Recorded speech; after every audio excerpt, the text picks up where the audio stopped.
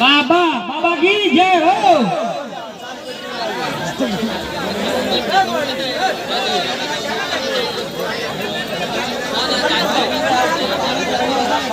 निकालिए निकालिए।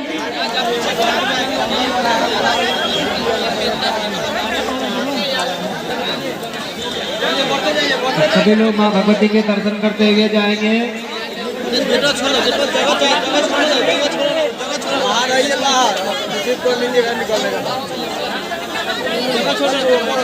शांति बना रखी। सभी लोग को दवा देखेंगे।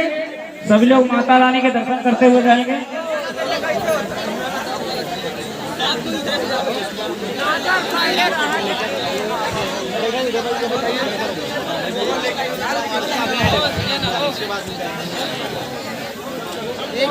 बढ़िए बढ़िए बढ़िए। निकला निकला निकला जल्दी जल्दी फटाफट फटाफट। अब भीड़ कुछ कम होता है, बहुत कम। खाली व्यवस्था का कमी है ना, तो भीड़ कुछ भी नहीं है। समय कहाँ लग रहा है? 1 मिनट नहीं लग रहा है। ये कमर ओढ़ले बस से न ओढ़ले बस चल जाता है, क्या फायदा होगा? पहले जो कमर इस में ये इधर से ये जेंट्स का लाइन है, इधर आप लोग आ जाइए। कमर ओढ़ लिया इसी लाइन में आना है। ठीक है। खाना खाबे ना खाली दवाई खाली तो कैसे न बनी वोमिटिंग न हो।